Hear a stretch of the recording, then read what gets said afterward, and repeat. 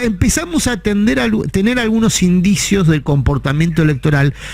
El fin de semana hubo una elección en La Falda, en Córdoba, una elección desde el punto de vista del electorado menor, por la cantidad de electores que involucra, pero que adquiere relevancia nacional, primero porque la gana Juntos por el Cambio y fueron dos eventuales integrantes de la misma fórmula, Rodríguez Larreta y Gerardo Morales, del radicalismo del PRO. Sí, lo viví la foto. ¿Viste la foto? Estaban también de Loredo, o sea, se provincializó y se nacionalizó desde Juntos por el Cambio ese triunfo electoral, que tiene un componente que quería hablar contigo particularmente, porque vos fuiste de los primeros en advertir que un protagonista de este año electoral puede ser el ausentismo, y es lo que se vio ayer en La Falda, que votó la mitad del padrón, pero particularmente los que no fueron a votar, uno intuye serían los que hubiesen votado oposición, porque el oficialismo, que iba por la reelección, retuvo la misma cantidad de votos, obtuvo el 70% de los votos, pero en términos de números, la misma cantidad de votos que había obtenido en la elección pasada. O sea, los que se ausentaron fueron los opositores, el peronismo, digamos. Y este es un comportamiento del cual vos venís advirtiendo, Artemio. Bueno, esto ya lo vimos, Adrián, en 2021. Claro. Hay claramente una forma de despreciar yo te diría el desencanto para con las políticas, sobre todo socioeconómicas, a través del ausentismo, sin darle el voto a la oposición, obviamente. Eso sucedió en 2021 y bueno, esperemos que se pueda resolver en lo que resta de 2023 y que efectivamente se convoque y haya motivos para que aquellos que se ausentaron en 2021 y habían votado en 2019 del oficialismo vuelvan. Mírate, un dato muy importante en términos cualitativos: cuando el atentado a la vida de la vicepresidenta, la mitad de esos 4.100.000 electores que no fueron a votar en 2021, se quedaron en la casa, pero no le habían dado el voto a la oposición, dijeron volver a intentar votar posiblemente al Frente de Todos. Quiere decir que el cambio de expectativas o la generación, por un hecho desgraciado, como fue el atentado a Cristina, de un nivel de mística que efectivamente el gobierno no puede transmitir, después hablamos un poco de la cuestión comunicacional, hace que hizo que una parte del electorado respondiera que efectivamente si las elecciones fueran, esto se hizo a los 15 días del atentado, no mucho más, si las elecciones fueran en ese momento volverían a votar al Frente de Todos. Pero bueno, sigue habiendo una incógnita muy fuerte a nivel nacional. La fortaleza del gobierno nacional está claramente instalada en Provincia de Buenos Aires. Ahí la figura del gobernador y la gestión está bien evaluada, está sacando una ventaja considerable con respecto al mejor rankeado de Juntos por el Cambio, que es Diego Santilli, más de 12 puntos, lo cual es muy importante porque es un distrito que al Frente de Todos le aporta casi el 45% de los votos, o el 50%, y a nivel nacional aporta el 38% del padrón. Esa diferencia es muy importante y es un combo.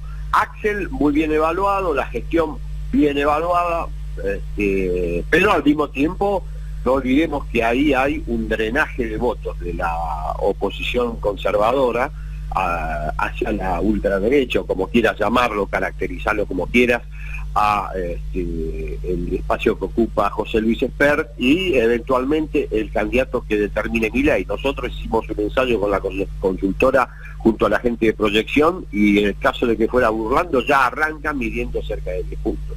Una parte lo toma de Espert, pero que no deja Espert de medir 9, 10 puntos y vuelve a drenar votos opositores insatisfechos con el nivel de discurso y de práctica que tiene la oposición hoy, que bueno, lo consideran insatisfactorio. Hay un electorado opositor que ha girado mucho a la derecha. Ahora, Artemio, sí, pero no satisfacen los discursos moderados que algunos ensayaron en la oposición. Bueno, el oficialismo también se ve tentado con opciones moderadas, ¿no? Aparentemente. Totalmente. Hay como una tendencia de época. Ahora, Esta reacción del sistema político frente a la apatía que se manifiesta en las encuestas y sobre todo en los procesos electorales. Vos marcabas el antecedente del 2021, ahí se había verificado una pérdida de 4 millones de votos para el oficialismo respecto al... Y bueno, un ausentismo notable. Un ausentismo notable, pero vos decías... El Frente de Todos perdió 250.000 de votos y no recuperó nada. ¿En dónde? En La Matanza. En La Matanza. En La Matanza, el sí. Emblema. Bueno, hubo 250.000 de electores que no fue a votar. Bueno, la pregunta... Es notable eso. Bueno, es notable, o sea, vos lo mantenés en latencia, digamos, lo que se expresó en el 2021 como gesto de desagrado de las políticas en curso, que es que los que votaron al oficialismo no fueron a votar para no votar a la derecha. Vos percibís que sigue latente, digamos, que esa apatía todavía no se transformó en un voto opositor. Exacto, no se transformó en un voto opositor, es más, hay rechazo, por eso surgen alternativas muy diversas, incluso puede crecer de alguna manera una alternativa más vinculada a la izquierda, no descarto esa posibilidad. Por ahora arranquea muy bajo la izquierda como alternativa, ¿no? En todas las encuestas está muy abajo. Yo creo que esa expresión de desencanto va a manifestarse en lo que vos señalabas inicialmente, que es la no concurrencia y eventualmente el sostenimiento de estas opciones de derecha dura que tienen ahí un componente importante. Ahora, la no concurrencia, perdón Artemio, la no concurrencia afecta de lleno al oficialismo, al peronismo hoy. Y al que más afecta es al oficialismo, por eso que es tan importante convocarlos a que vuelvan con medidas muy concretas, para lo cual hay que haber evaluado bien qué es lo que sucedió en 2021. Yo creo que hay dos errores comunicacionales, y eso ya no me meto yo a discurrir mucho porque de esto sabe más vos que yo, pero muchas veces el oficialismo y muchos comunicadores propios reproducen la agenda opositora criticándola. Un lingüista americano, George Lakoff, dice que eso se llama la trampa reactiva, porque los progresistas, o los, como quieras llamarlo, los populistas, los popular democráticos, han dejado que casi todos los temas en manos de los conservadores, que son los que definen el marco de debate. Vos podés criticarlo, pero el marco de debate está definido por ellos. Y el segundo claro problema, vos lo señalaste ya, es tener un discurso que busca el centro político. Siempre lo dijimos, hay una nota en el Destape muy interesante de la gente de la CELAC, Serrano Mancilla, pero además empíricamente comprobás que si hay algo que ha pasado en la región es que el centro político ha desaparecido. Pero sin embargo, el discurso del oficialismo sigue orientado a captar el centro político. Yo creo que ahí hay un problema muy central, y como efecto produce que se descuida lo propio. Es un error al acercarse a la derecha, a las posiciones que ellos consideran los ubican en el centro, las coaliciones progresistas y los progresistas refuerzan los valores de la derecha y ahuyentan a los propios. Entonces pierden volumen en el propio espacio. Hay un gran problema conceptual con el tema del centro político. Hay una teoría, una hipótesis de Manuel Zunino, que yo comparto, que dice que, viste ese 30% fluctuante, que dice que definen las elecciones, que son todos de centro. Bueno, no, en realidad eso a medida que transcurre el tiempo de campaña y se acercan las elecciones, van tomando posiciones en los polos que efectivamente existen. Es como que se van imantando. Por lo tanto, ir a pescar ahí y hacer un discurso suponiendo que eso es lo que no es, que eso existe cuando en realidad no existe, es un error conceptual enorme, y desde el punto de vista comunicacional al oficialismo no le sirve. Lo mismo que el vivir replicando y contestando la agenda que está a la derecha. Eso me parece básico y elemental. Eso no puede ser, porque las condiciones de la respuesta te la impone la pregunta y la forma en que encaran los temas de la derecha. Ya no importa mucho lo que vos digas, sino que asumas como propia la agenda que instala la derecha conservadora, aunque sea para criticarlo. Yo creo que ese es un tema que hay que revisar. Y después queda el capítulo socioeconómico, que hay que mejorarlo, porque los datos últimos muestran que efectivamente tenemos problemas muy agudos en términos de distribución. Ya lo hablamos, estamos a la más baja distribución, yo creo que desde el 2007. Sí, tenemos el último RIT, el peor de los últimos 16 años. Tenemos caída salarial en todas las categorías, que vos quieras, formal privado, público privado, formal público, informal, cuenta propia. Tenemos ahí un problema de ingreso.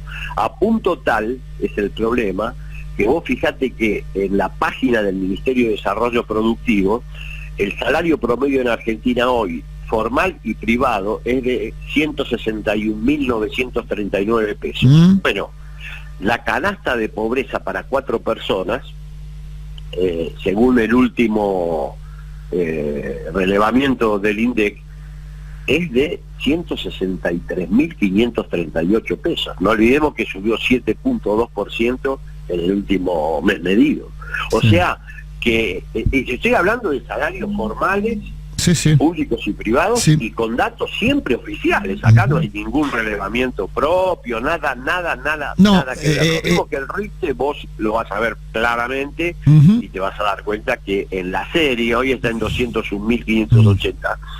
En la serie es el peor desde el año, yo te diría, 2011.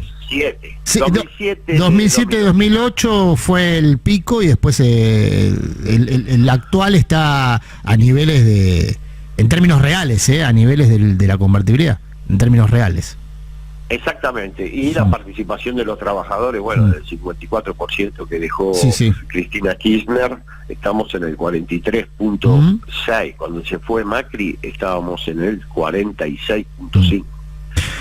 Ahí hay un problema que yo creo que el ministro Massa lo conoce muy bien, que hay que resolver. El acuerdo con el fondo, por supuesto, agrava todo esto, porque cuando vos haces el análisis de cómo funcionó el crecimiento del IPC desde que se convalida el acuerdo delictivo de Macri con el FMI en el año 2000, la cifra que tengo es de enero del 2022, el IPC anualizado se dispara a las nubes. O sea que el acuerdo claramente es un motor de el principal problema de los argentinos, es el problema de precios. Por lo tanto, repactar ese acuerdo es de primerísimo orden. Por motivos lógicos, el mundo ha cambiado drásticamente desde que se firmó, pero además por motivos domésticos centrales. Es un acuerdo que fogonea lo que ya está exacerbado en Argentina, que es el nivel de precios a través de la especulación de los formadores. Toda esta teoría es verdad, pero también es cierto que desde que se convalidó el acuerdo delictivo, los precios se dispararon. Artemio, muy claro, muy amable, como siempre. Te mando un abrazo grande. Chao, Adrián. Hasta luego. A la gente del Destape. Gracias. Artemio López, sociólogo, consultor, analista político, un poco abordando la coyuntura, que es esta noticia que ayer se conoció en Córdoba, en el proceso electoral que va carreteando, con un detalle sobre el cual Artemio viene insistiendo ya hace bastante tiempo, que hay que prestarle atención a esta expresión de desagrado de los votos del peronismo, del Frente de Todos, que se manifiesta a través del ausentismo. Es decir, no quiere ese votante, o una porción de esos votos, no quiere ir hacia la oposición, no quiere alimentar a la oposición, pero bueno, manifiesta de este modo su desagrado. Ayer, es cierto, lo de la falda tiene sus explicaciones también locales, que es que Schiaretti vació un poco la participación del peronismo al no presentar candidato, y dejó al Frente de Todos competir en soledad, pero lo cierto es que el oficialismo en ese caso, es decir, Juntos por el Cambio, retuvo sus votos. El peronismo tuvo dificultades para conseguir por lo menos mantener la misma cantidad de votos que el comicio el comicio anterior.